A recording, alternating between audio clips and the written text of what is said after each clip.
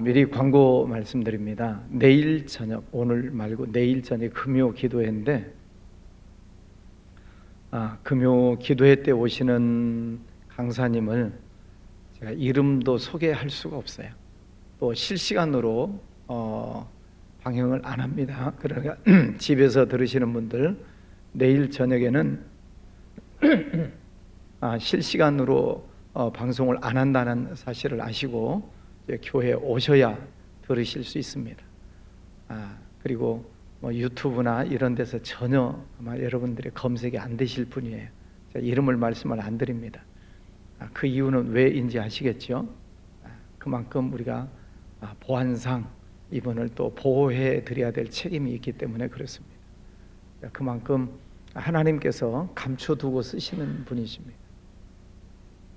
저도 만난 적은 없고 소개를 받아서 내일 우리 교회에 오시게 되는데, 그래도 누군지는 알아야 되잖아요. 그래서 1시간 이상 제가 전화로 통화를 했는데, 그분의 말씀을 들으면서 제가 얼마나 부끄러웠는지 모릅니다. 하나님께서 이렇게 정말 귀하게 쓰시는 분이 계시는구나, 내 믿음이 너무 부끄럽다 하는 그런 생각이 들었습니다. 더 자세한 말씀은 드릴 수가 없습니다. 그러니까 내일 저녁에 많이 오셔서 또 기도하시고, 또 그분의 사역을 위해서도 기도해 주시고, 또 하나님께서 어떻게 역사하시는가를 우리가 듣고 또 깨닫고 은혜 받는 그런 시간이 되시면 좋겠습니다. 이 정도만 말씀을 드릴 수밖에 없어요. 왜냐하면 그분을 보호해 드려야 되기 때문에 그렇습니다. 그래서 내일 집에서 예배 드리시는 분들은 교회에 오셔야 그분의 간증을 들으실 수 있습니다. 이해해 주시기 바랍니다. 자, 오늘부터 이제 욥에 대한 말씀을 매일매일 여러분이 보시게 될 텐데, 욥이라고 하는 사람을 보면 제일 먼저 떠오르는 단어가 뭐죠? 고난. 그렇죠? 고난이죠. 그러나 이 욥의 일생을 우리가 쭉 놓고 볼 때 고난의 대가다 이렇게 볼 수도 있겠지만, 또 다른 면으로 생각하면 신앙의 대가다, 그렇게도 해석을 할 수 있겠습니다. 인생이 당할 수 있는 고난들이 여러 가지가 많지요. 많은 고난들이 있지만, 그러나 이 욥을 놓고 보면 사람이 당할 수 있는 모든 고난은 혼자 다 당했다, 그렇게 봐도 과언이 아닐 것입니다. 그런 엄청난 그 고난을 당했지만 끝까지 하나님을 믿고 찬양했던 사람, 그리고 하나님의 은혜를 입었던 사람을 우리는 욥이라고 합니다. 그러니까 이 욥을 오늘부터 이제 40장까지 가서 42장까지 가서 볼 텐데, 매일매일 욥의 모습을 보면서 여러분 자신의 신앙을 돌아보시고 또 하나님께 감사하는 그런 신앙이 되면 좋겠습니다. 토마스 칼라이라고 하는 분은 이렇게 얘기를 해요. 우리가 이 세상을 살아가는 데 있어서 가장 강력한 힘은 믿음에 있다, 이렇게 얘기를 합니다. 그 믿음이 있을 때 사람들이 세상을 강하게 살 수 있다는 거죠. 예수님도 그러셨잖아요. 너희가 세상에서 환난을 당하나 담대하라. 세상을 이기면 이것이니 곧 믿음이니라. 너희가 여러 가지 환난을 당하나 담대해라. 믿음이 그것을 이긴다 말씀을 하십니다. 이 욥을 통해서 우리가 한 가지 깨달아야 될 것은, 우리가 믿고 사는 것들이 참 많지요. 물질을 믿고 살기도 하고, 내 건강을 믿기도 하고, 또 가족들 등등 내가 믿고 사는 것들이 참 많은데, 그것들이 어느 날 일순간 사라질 수 있다는 거예요. 재물도 어느 날 하루아침에 사라질 수 있고, 내 건강의 문제도 그렇게 자신했는데 어느 날 갑자기 건강이 무너질 수도 있고, 가족들마저도 최후의 보루는 가족이겠지만 가족마저도 무너질 수도 있다. 그러니까 이 세상에 믿고 사는 것들, 그 어떤 것도 영원한 것이 없다는 거지. 어제 우리 노회 은퇴하신 전 노회장을 지내신 목사님 병문안을 갔습니다. 85세가 되셨어요. 네, 은퇴하신 지 15년 되신 거죠. 네, 그분이 현역으로 계실 때 이렇게 같이 활동을 한 때가 있었는데 수영도 잘하시고 또 은퇴하시고 나서도 볼링을 또 그렇게 열심히 치셨어요. 그러면서 유 목사님 왜 볼링 치러 안 오냐고 그럴 정도로 건강 관리를 잘 하셨어요. 네, 사모님 말씀을 들으니까 뭐 산이라는 산은 다 찾아 다닐 정도로 건강 관리를 잘 하셨다고 하는데 지금은 잘 움직이지를 못하세요. 그래서 병문안을 다녀왔는데 어쨌든 내 건강도 내가 마음대로 할 수가 없다. 예, 이 욥이라고 하는 사람을 보면 우리가 믿고 사는 모든 것들이 어느 날 갑자기 무너질 수 있다. 그 속에서 믿음의 사람은 어떤 자세를 취해야 되느냐, 그것을 우리에게 보여주시는 거죠. 우리가 믿음을 다 가지고 있습니다. 믿음이 있으니까 우리가 교회를 나오죠. 근데 성경에서 보면 믿음의 종류가 참 많아요. 거짓된 믿음, 참 믿음, 큰 믿음, 작은 믿음, 상대적인 믿음, 절대적인 믿음, 흔들리는 믿음, 견고한 믿음, 책망받는 믿음, 칭찬받는 믿음, 믿음의 종류도 다양합니다. 그런데 오늘 이 욥의 모습을 보면서 진실한 믿음은 어떤 것인가를 함께 보려고 합니다. 이 욥의 모습을 보면 하나님이 나를 죽이실지라도 나는 그를 의지하겠습니다. 그런 고백을 합니다. 그러면 이 욥의 신앙은 과연 어떤 것을 우리에게 교훈으로 주고 있는가? 첫 번째는 모든 소유를 다 잃어도 흔들리지 않는 믿음을 가지고 있다 하는 것이지요. 오늘 1장 3절에 이 사람은 동방 사람 중에 가장 훌륭한 자라. 하나님께서 이 욥을 칭찬하시지요. 자, 우스 땅의 욥이라 불리는 사람이 있는데 그 사람은 온전하고 정직하여 하나님을 경외하며 악에서 떠난 자다. 하나님 보시기에도 온전한 사람이었다. 그의 생활을 보면 10남매 자녀가 있습니다. 아들 7, 딸 3, 다복하지요.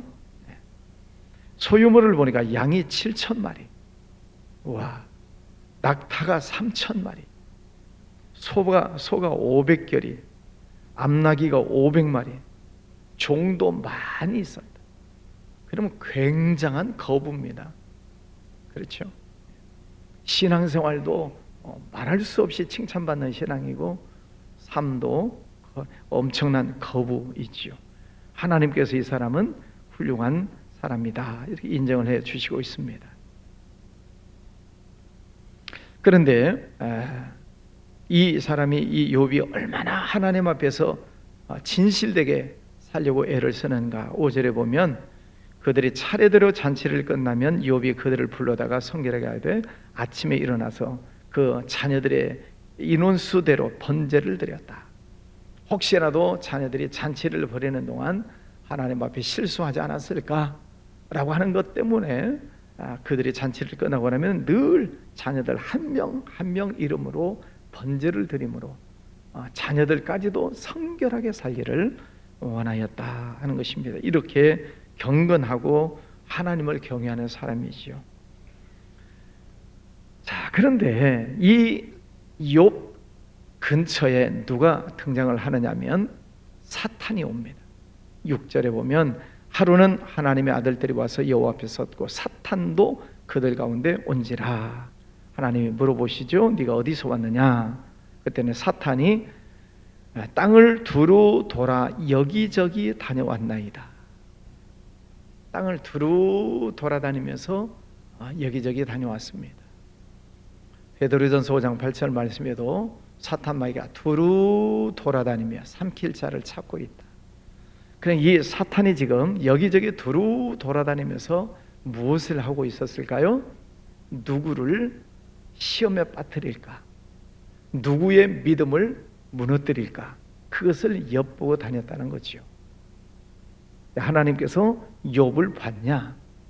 이 욥처럼 성실한 사람, 정직하고 경외하는 사람을 봤냐? 그랬더니 사탄이 말하지요. 욥이 어찌 까닭 없이 하나님을 경외하겠습니까?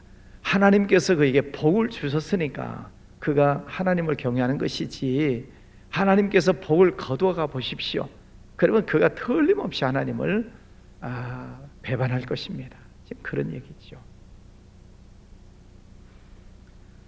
우리가 신앙생활하는 우리 주변에 늘 사탄이 두루 돌아다니고 있다는 사실을 우리가 영으로 알으셔야 됩니다. 사탄이 돌아다니. 뭐 하려고요? 내 믿음을 도둑질하려고. 요한복음 10장 10절, 도둑이 오는 것은 도둑질하고 죽이고 멸망시키기 위해서 왔다. 사탄이 우리 속에 있는 이 믿음을 도둑질해가요. 그리고 우리의 믿음을 죽이려고 두루 돌아다니고 있습니다. 여러분을 늘 살피고 있다는 거죠. 여러분의 믿음을 도둑질하려고.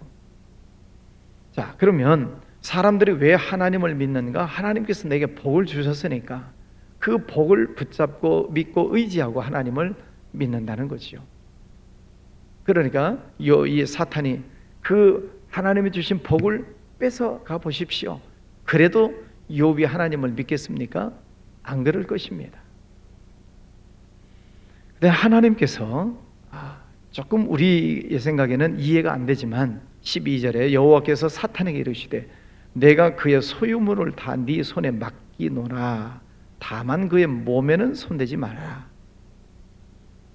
그 소유물을 사탄 네가 알아서 한번 해봐라. 그러나 그 몸은 손대지 마라. 하나님께서 이 욥에게 고난이 찾아오는 것을 하나님이 허락하세요. 이해가 잘 안 되죠? 사탄이 그래서 그 재물을 다 이제 치기 시작합니다.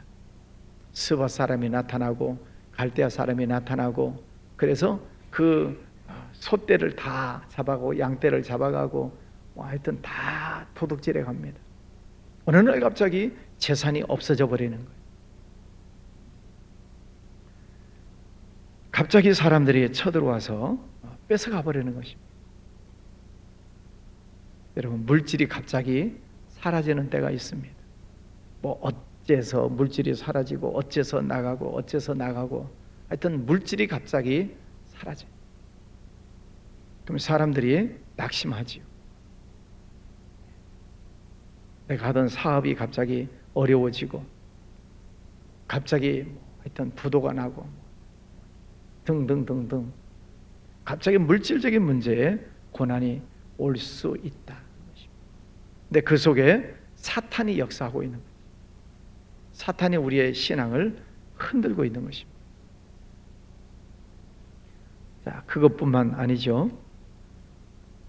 거친 틀에서 자녀들이 먹고 마시고 하고 있는데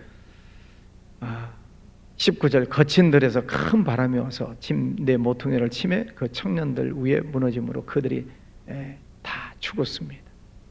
10남매가 하루아침에 압살을 당했습니다. 욥이 일어나 겉옷을 찢고 머리털을 밀고 땅에 엎드려 예배했다. 견딜 수 없는 거죠. 지금 재산이 갑자기 외적들이 쳐들어와가지고 재산을 다 뺏어가는 것도 지금 견디기 힘든 일인데, 그 사랑하는 10남매가 하루아침에 압살을 당해서 죽는다는 것은 이거는 견딜 수 없는 고통이죠. 그럴 때 이 욥이 머리털을 밀고 땅에 엎드려 예배하며 내가 알몸으로 나왔다가 알몸으로 돌아갈 것입니다. 주신 분도 하나님이시고 거두가신 분도 하나님이십니다. 그러면서 입술로 범죄하지 않았다. 지금 사탄이 이 욥의 믿음을 흔들고 있는 것입니다. 무너뜨리려고 흔드는 거지. 물질로 또 자녀들의 죽음으로 계속 엄청난 것으로 흔들어대고 있습니다. 그런데 이 욥은 그 엄청난 고난, 고통, 아픔, 슬픔 속에서 그는 겸손하게 땅에 엎드렸다. 그 입으로 하나님을 원망하지 않았다는 거죠. 속으로는 엄청난 고통이죠. 그러니까 머리털을 밀고 가슴을 치면서 땅바닥에 엎드린 것 아니겠습니까? 엄청난 고통을 겪고 있지만은 말로는, 입으로는 하나님을 원망하지 않았다. 그 믿음을 지키고 있다는 것입니다. 자, 이 고난이 여기서 끝나지 않지요. 이제 내일 볼 2장 말씀에 가서 보면은 또 2장 7절에 보면은 사탄이 이에 여호와 앞에서 물러가서 욥을 쳐서 그의 발바닥에서 정수리까지 종기가 나게 한지라. 예, 사탄이 욥의 몸의 건강을 칩니다. 그랬더니 머리부터 손끝 발끝까지 이제 가려움증이 생겨서 견딜 수가 없게 되죠. 기와장으로 막 몸을 긁었다. 육신의 질병 가운데 저는 두 가지로 해석을 합니다. 하나는 어떤 바이러스를 통해서 우리의 몸에 질병이 생길 수 있습니다. 또 내가 실수해서 몸을 다칠 수도 있습니다. 네, 그런 의학적인 면에서 내 몸에 질병이 들어올 수 있고, 또 하나는 사탄이 내 몸을 칠 수도 있다 하는 것입니다. 그러면 의학적인 면에서 내 몸 건강 관리를 잘못해서 바이러스 때문에 내 몸이 아팠다. 그러면 이런 병은 약을 먹어야 돼요. 또 병원 가서 치료하셔야 돼요. 그러니까 믿음이 좋다라고 생각을 하시고 약 먹는 것도 병원 가는 것도 터부시하시면 안 됩니다. 아프시면 약국 가시고 또 병원 가서 진찰도 받으시고 치료도 받으셔야 돼요. 그런데 오늘 이 사탄이 몸을 쳤다, 사탄이 우리 몸을 아프게 하는 질병도 있어요. 이런 것은 이제 약으로 안 되죠. 병원 가도 안 되는 것입니다. 병원 가도 검사 결과가 안 나와요. 이 사탄이 몸을 치는 것들이 있습니다. 그러면 이제 우리는 이 몸이 갑자기 아파오고 무슨 가정에 문제가 생기면은 제일 먼저 생각하는 게 내가 하나님 앞에서 무슨 죄를 지었는가, 이걸 생각하지. 내가 무슨 죄를 지었길래 하나님께서 내게 이런 고통을 주시는가. 지금 욥의 모습을 보면 하나님 앞에 죄 짓지 않았어요.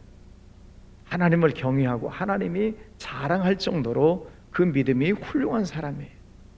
그러면 이 욥에게 닥치고 있는 경제적인 문제, 또 자녀들, 또 질병의 문제는 죄 때문에 온 것은 아니다. 그러면 이건 영적인 문제예요. 이 영적인 문제는 영적으로 풀어야 됩니다. 육신적으로 약 먹고 병원 가고 그래서 나을 문제가 아니다는 거지.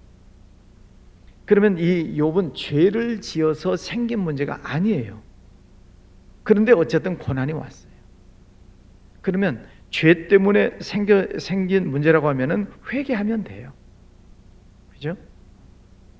그래서 여러분 생활 속에 혹 어떤 고난이 왔을 때 제일 먼저 생각을 해야 될 것은 내가 하나님 앞에 잘못한 것은 뭘까?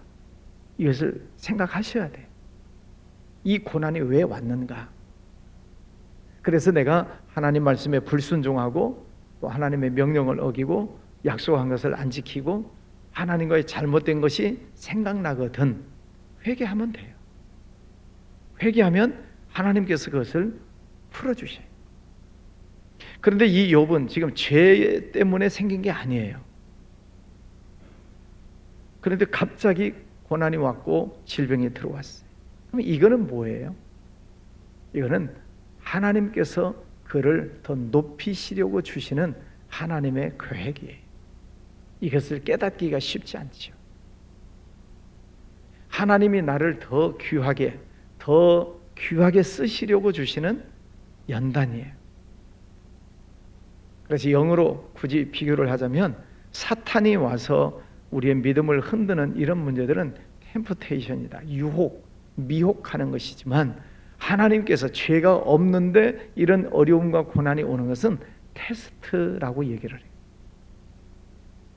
시험 본다는 거죠. 시험. 학생들이 1년 동안 공부했으면 시험 치르죠. 점수가 몇 점 나오나. 그래서 점수가 잘 나오면 진급을 하는 것입니다. 지금 이 욥의 경우에는 죄 때문에 문제가 오는 것이 아니라 하나님께서 이 욥의 신앙을 테스트하시는 것입니다. 누구를 통해서요? 사탄을 통해서. 사탄을 통해서 우리의 믿음을 시험하시네요. 우리는 다 결과를 알고 계시죠? 그 시험을 잘 통과해서 2배의 축복을 받았다. 우리는 결과를 압니다. 그러나 그 과정 속에 힘들고 어려운 일들이 있지요. 7장 5절에 보면은 내 살에는 구더기와 흙덩이가 의복처럼 입혀졌고 내 피부는 굳어졌다가 터지는구나. 지금 그 피부가 얼마나 정말 견딜 수 없는 피부병이 생긴 거죠. 그래서 살에 구더기가 생기고 흙덩이가 내 의복처럼 덮여 입혔고 내 피부는 굳어졌다 터지고 굳어졌다 터지고 막 진물이 나고 피가 나고 또 가려워서 견딜 수가 없고 그런 어마어마한 고통이 있습니다. 그래서 그가 말하죠. 차라리 내가 죽는 것이 낫겠다. 또 그런 모든 고난을 보면서 그 부인, 욥의 부인이 와서 차라리 하나님을 욕하고 죽어버리시오. 그 부인이 와서 또 악담을 하지요. 그런 속에서도 욥은 그런 말을 합니다. 우리가 하나님께 복을 받았은즉 화도 받지 아니하겠느냐 하고 이 모든 일에 욥이 입술로 범죄하지 아니하니라. 말로 죄짓지 않았다. 끝까지 그 입술을 지켰다는 거지요. 불평하거나 원망하거나 하나님을 향해서 원망하는 그런 말을 하지 않았다 하는 것입니다. 끝까지 잘 견딘다는 것이지요. 세 번째는 15절 말씀에 보면 스바 사람이 갑자기 이르러 그것들을 빼앗고 칼로 종들을 죽였나이다. 나만 홀로 피하였으므로 주인께 아래로 왔나이다. 모든 것들이 다 뺏기고 지금 없어지고 흔들리는 그런 상황 속에 있습니다. 지금 원수들이 막 달려드는 것입니다. 때로 몰려들어서 빼앗아가는 것입니다. 그런 정말 엄청난 고통 속에 있을지라도 그가 고백하기를 욥기 19장에서 보면은 내가 알기에는 나의 대속자가 살아계시니 하나님이 살아계시니 마침내 그가 땅 위에 서실 것이라. 내 가죽이 벗김을 당한 뒤에는 내가 육체 밖에서 하나님을 보리라. 지금 엄청난 고난이 왔지만은 이 고난 후에 내가 육체 밖에서 내가 죽어도 하나님을 내가 볼 것이다. 그런 고백을 합니다. 하나님이 지금도 나를 지켜보시지만 내가 그 하나님을 보는 날이 있을 것이다. 천국을 기대하고 있는 거죠. 모든 것이 합력해서 선을 이루시는 하나님의 그 은혜를 그는 끝까지 믿는 것입니다. 고통, 고난이 왔을지라도 협력해서 선을 이루시는 하나님. 생명의 세상의 모든 것들을 보면 내 마음대로 되는 것이 없습니다. 내 계획대로 내 생각대로 되는 것이 많지 않습니다. 결국은 내 인생의 주인은 하나님이시다는 거죠.